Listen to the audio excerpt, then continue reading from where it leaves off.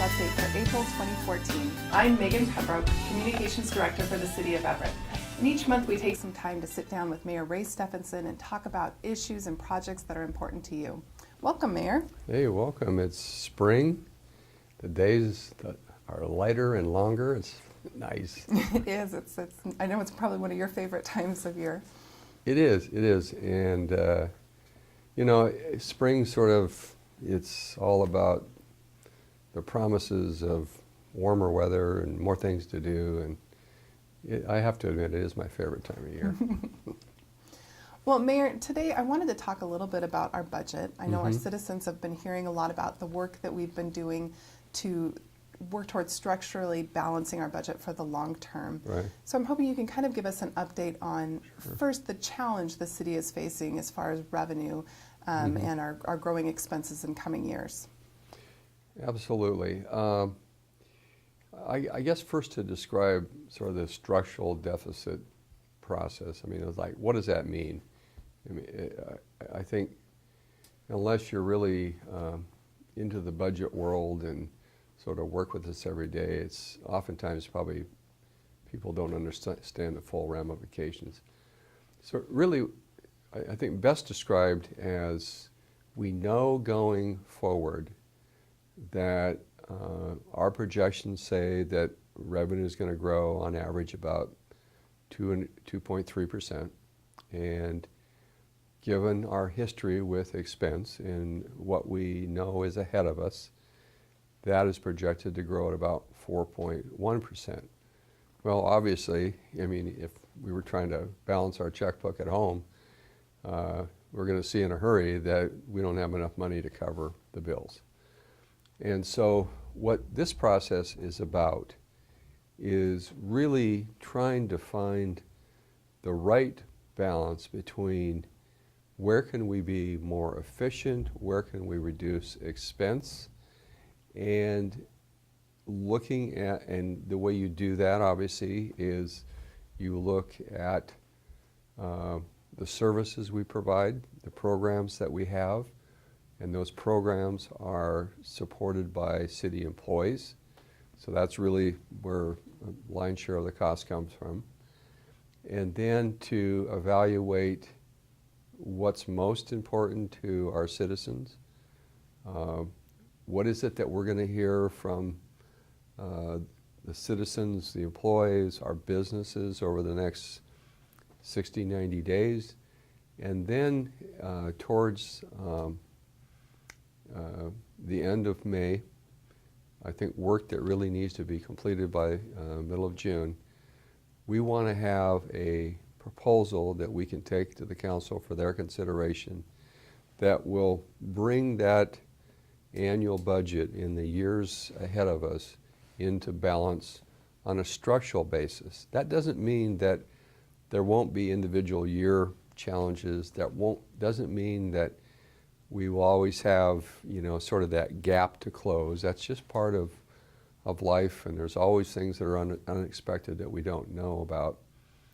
But it is really, I think it's given us a moment in time to reflect on our community, reflect on our values, reflect on all the things that we do and the services we provide, and to really prioritize those in a way that we can make some solid judgment about, do we want to continue to do this?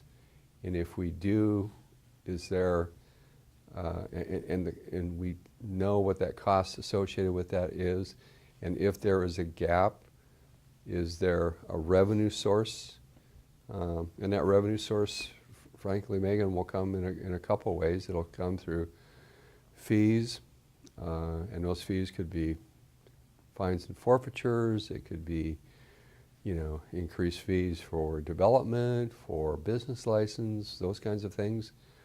And then to look at all the services we provide and put a value on those, and to determine our best path forward. And I think it bears, sort of looking back over the last 6 years to to give this some perspective, because while we have really managed extremely well through a 6-year recession, which, you know, first in our lifetime, hopefully the last that we see in our lifetime. I mean, we all know how it's been described, and I'm sure people are sick and tired of hearing about it. But, you know, it was a situation where, because we had really managed extremely well in the years prior, we put money aside and prepaid capital reserves, and we put maintenance fee budgets together and programs. We prepaid a lot of our pension obligations, and so it gave us greater flexibility during the downturn. The really good news about the downturn, even though every year in the State of the City and through the Mayor's Monthly Update, I talked about, you know, we are foregoing a lot of expense. We're making conscious decisions not to do maintenance, conscious decision not to fund pensions, but these are only stopgap measures. And at the end of this recession, I believed we would see what I describe as a new normal. And that new normal is a world where there's been a significant revenue shift away from cities, and we have to figure out how to close that gap. But we were able to go through that downturn without any layoffs, without any major service cuts, and it was every year a very intentional and a very intense effort. Staff did a remarkable job every year managing that. For 2 years, appointive and elected officials didn't get a cost of living.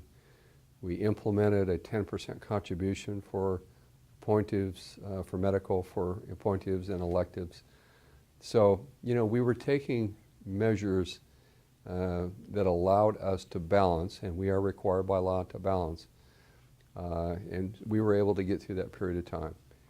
And so now that we're seeing an improving economy, I think it's time just to put everything out there in terms of what's possible, what's probable, what different options that we may consider. And remember, these ideas so far have predominantly come from employee suggestions, some 470. And they've really been categorized in a way that we can put them in sort of manageable pieces to look at and evaluate. So that's what's really going to happen over the next several weeks.